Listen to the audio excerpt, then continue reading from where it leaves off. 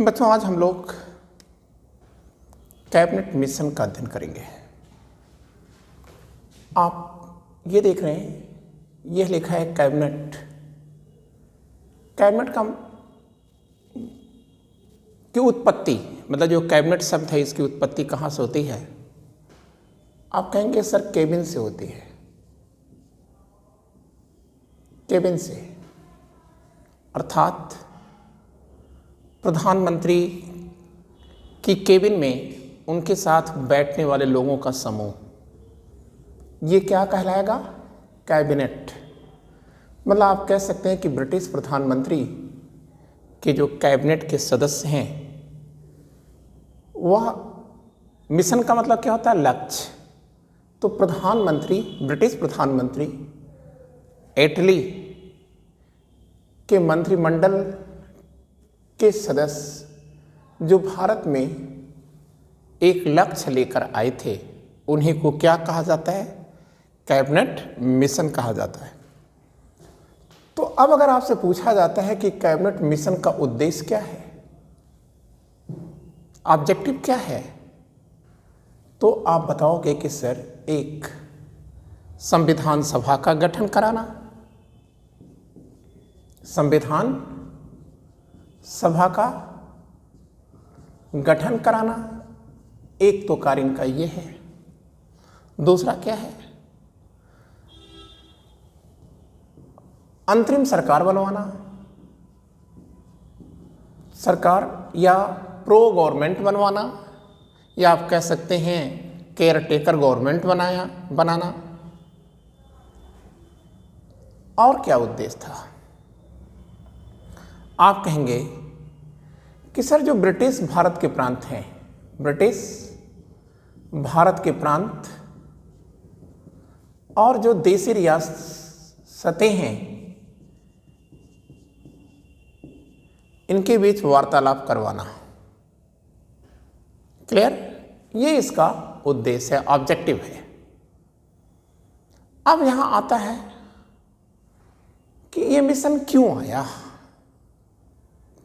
इस मिशन का उद्देश्य तो आपने देखा, अब ये मिशन क्यों आ रहा है? क्लियर? तो आप कहेंगे कि सर फर्स्ट पॉइंट, मतलब कैबिनेट मिशन क्यों भारत आ रहा है, तो आप कहेंगे वर्ल्ड वॉर 2 में, विश्व युद्ध, दूसरे विश्व युद्ध में ब्रिटेन ने आश्वासन दिया था कि जैसे ही दूसरा विश्व युद्ध समाप्त होगा, भारत को स्वशासन दे दिया जाएगा, भारत को स्वशासन दे दिया जाएगा, मतलब होम रूल दे दिया जाएगा। आपने समझा? हम फिर से समझा देते हैं। देखिए, ये दूसरा विश्व युद्ध है, वर्ल्ड वॉर 2 लिखा गया इसे, में ब्रिटेन ने भारत के नेताओं को यह आश्वासन दिया था कि देखिए जैसे दूसरा विश्व युद्ध समाप्त होगा, हम भारत को या आपको स्वशासन दे देंगे। तो वह भारत को आज़ाद करने के लिए आया था, दूसरे शब्दों में आप कह सकते हैं। बच्चों, एक चीज और भी थी। जो ब्रिटिश आर्थिक स्थिति है, आर्थिक स्थिति यह दूसरे विश्व युद्ध के कारण बहुत कमजोर हो चुकी थी। और एक तरफ तो आर्थिक स्थिति कमजोर है, और दूसरी तरफ भारत में जो सेना है, भारत में जो पुलिस है और भारत में जो श्रमिक हैं। क्लियर? तो ये सेना, ये पुलिस और ये श्रमिक, यह अपनी वेतन और भत्तों के लिए लगातार विद्रोह कर रहे थे, क्योंकि ब्रिटेन की आर्थिक स्थिति इतनी कमज़ोर हो चुकी थी कि वह इन लोगों को वेतन और भत्ता नहीं दे पा रही थी। तो ऐसी स्थिति में विद्रोह कर रहे हैं। क्लियर? तो इस देश को क्या चलाना आसान है क्या, जहां सेना ही बगावत पे आ गई हो? क्लियर? तो आप याद रखिएगा, इसलिए भारत को आज़ाद करना जरूरी था। अब एक बात और आती है, देखिए ब्रिटेन की सत्ता में परिवर्तन हो चुका था, ब्रिटेन की सत्ता में परिवर्तन हो चुका था, ठीक है। और 26 जुलाई 1945 को, कब? 26 जुलाई 1945 को लेबर पार्टी के प्रधानमंत्री पैथिक लॉरेंस, एटली, ब्रिटेन की सत्ता में परिवर्तन हो चुका था। 26 जुलाई 1945 को प्रधानमंत्री चर्चिल ये बाहर जा चुके थे, मतलब इनके हाथ से सत्ता जा चुकी थी, और प्रधानमंत्री एटली ये सत्तासीन हो चुके थे। क्लियर? भारत सचिव के रूप में एमरी की सेवाएं समाप्त हो चुकी थी, और इनके स्थान पर, एमरी के स्थान पर जॉन पैथिक लॉरेंस ये नए भारत सचिव बन चुके थे। जॉन पैथिक लॉरेंस ये नए क्या बन चुके थे? भारत सचिव बन चुके थे। क्लियर? और फिर नए भारत सचिव पैथिक लॉरेंस ने, ठीक, 19 फरवरी 1946 को, किस तारीख को? 19 फरवरी 1946 को यह घोषणा कर दिया था कि हम जल्द ही भारत जा रहे हैं अपने साथियों के साथ। प्रधानमंत्री एटली ने भी इस बात की घोषणा किया था। क्लियर? कब? 19 फरवरी 1946 को ही, कि हमारे साथी ये भारत को आज़ाद करने के लिए, भारत में संवैधानिक गतिरोध का अंत करने के लिए, भारत में संवैधानिक सभा का विकास करने के लिए यह जल्द ही भारत के दौरे पर जाएंगे। ठीक है? तो आपने दो चीज़ें जान लिया कि कैबिनेट मिशन का उद्देश्य क्या था या ऑब्जेक्टिव क्या था, और दूसरा आपने देखा reason of arrivals in India, भारत में आने का कारण। क्लियर? अब कैबिनेट मिशन के सदस्य की बात हम लोग कर लेते हैं कि कैबिनेट मिशन के सदस्य कौन कौन हैं। एक सर पैथिक लॉरेंस है, पैथिक लॉरेंस है। ये क्या है? सेक्रेटरी ऑफ इंडिया है, या आप कह सकते हैं कि भारत सचिव हैं, भारत सचिव है। दूसरे हैं सर स्टैफर्ड क्रिप्स, और सर स्टैफर्ड क्रिप्स ये बोर्ड ऑफ कंट्रोल के अध्यक्ष हैं, या बोर्ड ऑफ कंट्रोल नहीं, बोर्ड ऑफ ट्रेड के क्या है? आप कहोगे कि सर ये बोर्ड ऑफ ट्रेड के अध्यक्ष हैं। और तीसरा नाम है सर एवी अलेक्जेंडर, और सर अलेक्जेंडर के बारे में भी हमको जानना है कि sir A V Alexander first lord of admiralty हैं, एडमिरल्टी के प्रथम लॉर्ड है ये। क्लियर? और बच्चों आप हमको यहाँ ये भी तोड़ के मैटर लिखना है कि ये कैबिनेट मिशन के आने का वर्ष क्या है, आने की तिथि क्या है, आने की तिथि क्या है। तो दो डेट याद रखिएगा, 23 मार्च और 24 मार्च। तो 23 मार्च को कैबिनेट मिशन कराची पहुंचा था और 24 मार्च को यह नई दिल्ली पहुंचा था। क्लियर? और जब वो आ गया है, नई दिल्ली आ गया, तो करेगा क्या? 3 सप्ताह तक वो भारत के बड़े बड़े नेताओं से मुलाकात करता है। क्लियर? और अब इस मुलाकात करने के बाद, बड़े नेताओं से मुलाकात करने के बाद, मिशन ने शिमला में, या आप कह सकते हैं कि शिमला सम्मेलन का आयोजन किया था। सम्मेलन का आयोजन किया था। तो बच्चों, ये जो शिमला सम्मेलन है, इसमें 3 दल थे। इसमें 3 दल थे। एक तो कांग्रेस थी, दूसरा मुस्लिम लीग थी, और तीसरा सरकार खुद थी। क्लियर? कांग्रेस से भी 3 सदस्य थे, लीग से भी 3 सदस्य थे, और सरकार की तरफ से 4 लोग हैं। ठीक है, 3 यहां लिख रहे हैं, 1 अध्यक्ष बनाएंगे। तो कांग्रेस की तरफ से 3 लोग कौन कौन हैं? आप कहोगे कि सर कांग्रेस की तरफ से तो एक आज़ाद सर हैं, अबुल कलाम आज़ाद, दूसरे हैं जेएल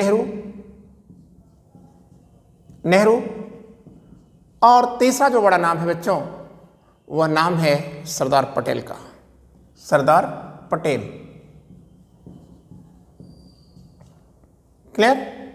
और लीग के जो 3 सदस्य हैं, उसमें एक है मोहम्मद अली जिन्ना, एम जिन्ना, दूसरे हैं नवाब इस्माइल, और तीसरे हैं लियाकत अली।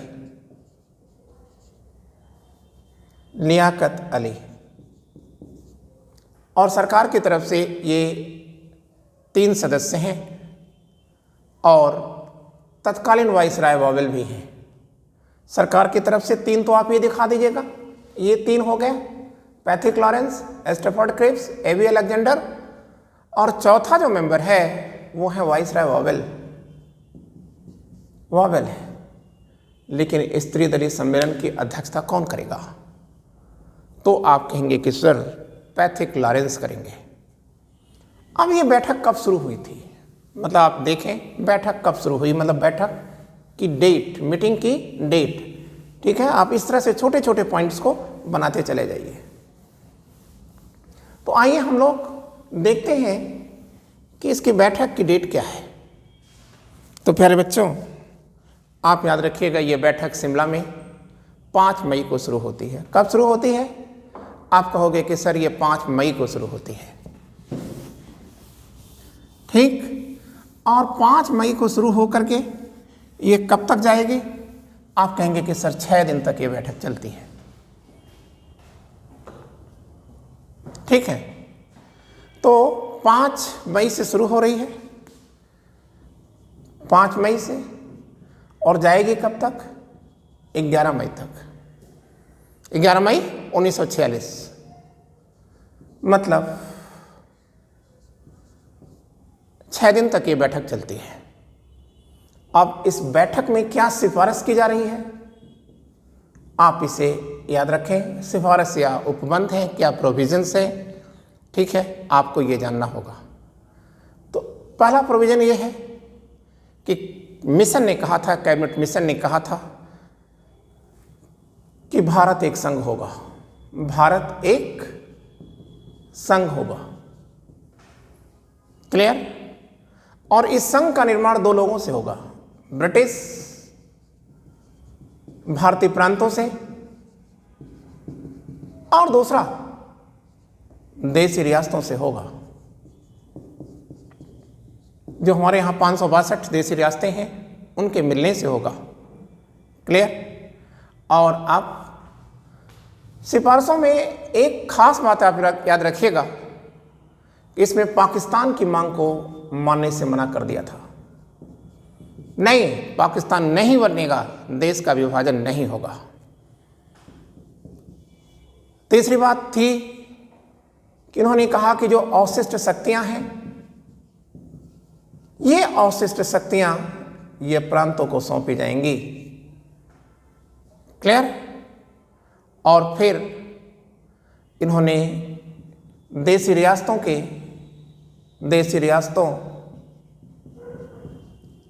के अधिकारों की भी रक्षा किया था, अधिकारों की रक्षा किया था।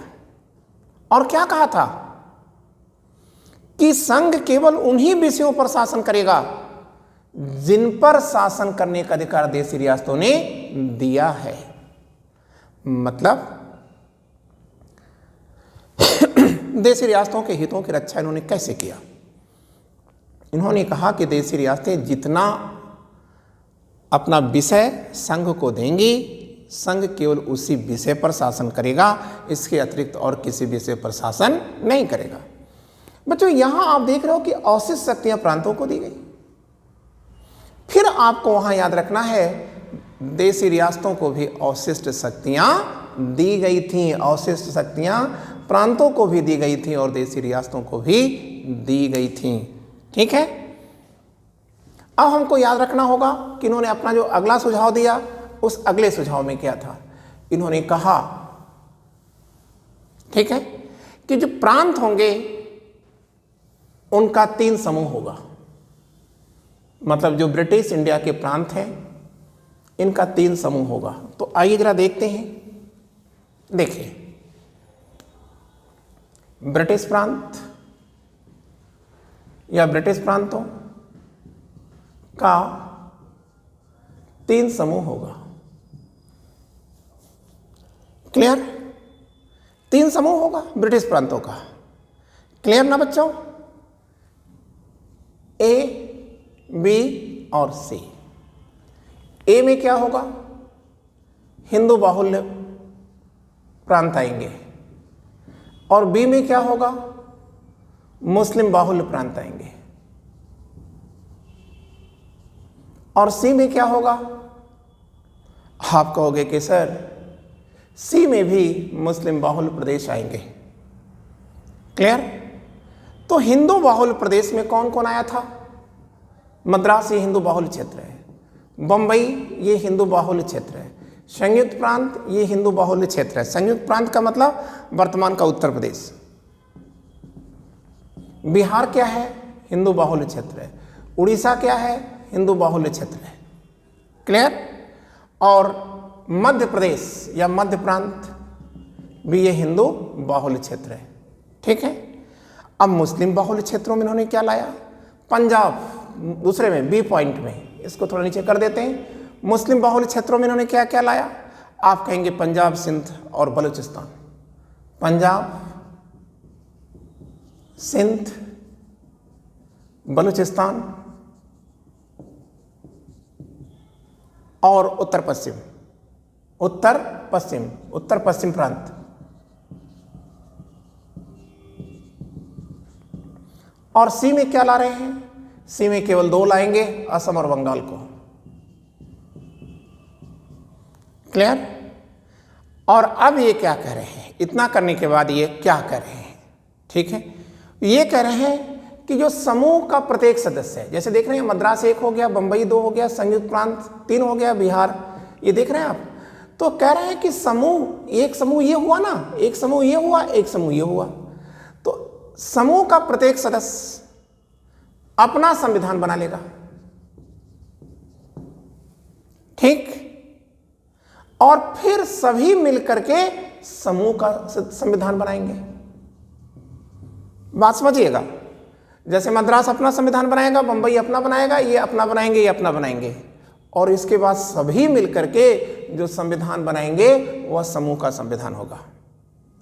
और फिर तीनों समूह मिलकर के जो संविधान बनाएंगे, मतलब ए समूह, बी समूह प्लस सी समूह इक्वल टू होगा संघ का संविधान।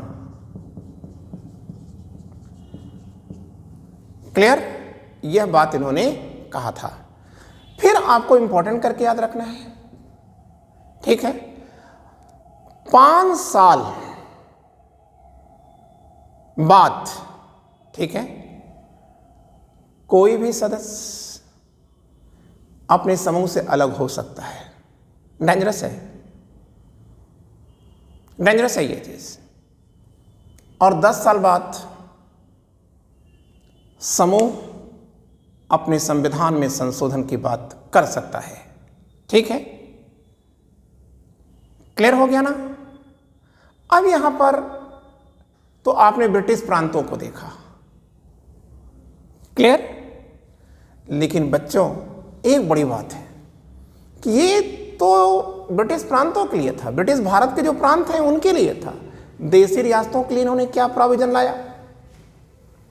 देशी रियासतों के लिए इनका ये कहना था बच्चों, देशी रियासतों के लिए इनका ये कहना था कि देखिए,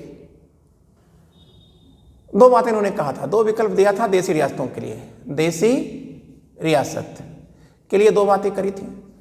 उन्होंने कहा कि देखो भाई, या तो आप खुद अपना संघ बना लो, या तो ठीक है आप अपना संघ बना लें, या ठीक है ब्रिटिश सरकार से जुड़ जाए, या भारत सरकार से मिल जाए, भारत सरकार से मिल जाए, यहां मिल सकते हैं आप। क्लियर। और अब जब आपने इसे समझ लिया तो आप ये देखिए, मिशन ने, कैबिनेट मिशन ने संविधान सभा के बारे में क्या कहा, संविधान सभा का गठन। तो ये आप छोटी सी रिंग डाल दीजिए, संविधान सभा का गठन पर कैबिनेट मिशन क्या बताती है। वैसे तो मैं पढ़ा चुका हूं, ठीक है। तो इनका कहना है कि जो संविधान सभा बनेगी, ठीक है, वो कैसे बनेगी। आप कहेंगे जो प्रांत है उनकी विधानसभा है, तो प्रांतीय विधानसभा के निर्वाचित प्रतिनिधियों द्वारा बनेगी, निर्वाचित प्रतिनिधियों के मतदान द्वारा बनेगी। क्लियर ना, ये लोग बनाएंगे। और एक चीज और भी था इनका कि जब ये संविधान, अच्छा, और इसमें क्या होगा, आप कहेंगे देशी रियासतों के प्रतिनिधि भी होंगे, देशी रियासतों के प्रतिनिधि होंगे। अब ये प्रतिनिधि और ये प्रतिनिधि, ये दोनों मिलकर के संविधान सभा बनाएंगे, संविधान सभा बनाएंगे। क्लियर। और ये जो संविधान सभा होगी, इसका 2 ही कार्य होगा। एक तो संविधान बनवाएगी, ये बनाएगी, संविधान बनाना, और दूसरा कार्य इसका क्या है, अंतरिम सरकार का गठन करना। अंतरिम सरकार कहां से बनेगी, इसी संविधान सभा से बनेगी। अंतरिम सरकार बनवाना, ठीक है, बनाना, ठीक है। और अब इसका मतलब आपने देखा कि जो संविधान सभा का गठन हुआ है, यह अप्रत्यक्ष विधि से हुआ है, इसमें जनता की कोई भूमिका नहीं है, जनता द्वारा चुने गए प्रतिनिधियों से हुई है। या देशी रियासत में जनता थोड़ा प्रतिनिधि चुनी थी, ठीक है, वहां मनोनीत लोगों की संख्या ज्यादा थी, ठीक है। और आप एक बात याद रखिएगा, तो इसका मतलब यह है कि सबसे पहले तो हम प्रांतों का चुनाव करें। तो संविधान कैबिनेट मिशन ने कहा था कि इसके लिए सबसे पहले प्रांतीय विधानसभाओं का चुनाव कराया जाए, और 1946 में ये चुनाव कराया गया था, प्रांतीय विधानसभाओं का चुनाव कराया गया था। और उसी से जो प्रतिनिधि आए थे चुन करके, उन्होंने ही संविधान सभा के सदस्यों को चुना था। लेकिन बच्चों, यहां आपको याद रखना है कि प्रांतीय चुनाव 1946 का मुस्लिम लीग ने विरोध किया था। क्लियर। उन्होंने विरोध किया था। और संविधान सभा के कुल कितने सदस्य थे, यह आप जानते हैं, 389 सदस्य थे। और एक सदस्य कितने लोगों की जनसंख्या का नेतृत्व करता था, 10 लाख की जनसंख्या का नेतृत्व करता था। तो भारत की जनसंख्या क्या होगी उस समय, 9 मतलब 38 करोड़ 90 लाख, मतलब एक प्रतिनिधि 10 लाख लोगों का नेतृत्व करता था। 389 में ये 292, फिर 93, फिर 4, 292 ये ब्रिटिश भारत के प्रांतों से चुने जाएंगे, ब्रिटिश इंडिया के प्रांतों से चुने जाएंगे। 93 ये देसी रियासतों से आएंगे। 4 ये कमिश्नरियों से आएंगे। क्लियर? लेकिन आपको याद रखना होगा, इसका मतलब जनसंख्या को महत्व दिया गया था और 10 लाख की जनसंख्या पर एक था। तो यही कारण है कि देसी रियासतों में सबसे ज़्यादा प्रतिनिधि मैसूर से आए थे, 7।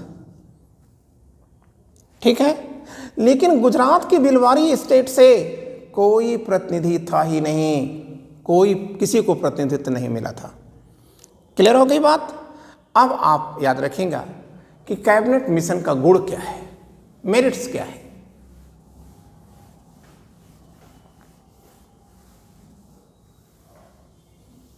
तो आइए देख लेते हैं कैबिनेट मिशन के गुण या मेरिट। तो प्यारे बच्चों, कैबिनेट मिशन ने देश की एकता और अखंडता की सुरक्षा किया था। एकता, अखंडता की रक्षा किया था और इसने मना कर दिया था कि वह पाकिस्तान बनाने की मांग नहीं मानेगी। ठीक है। दूसरा, संविधान सभा का जो गठन किया गया था, गठन यह लोकतांत्रिक आधार पर किया गया था,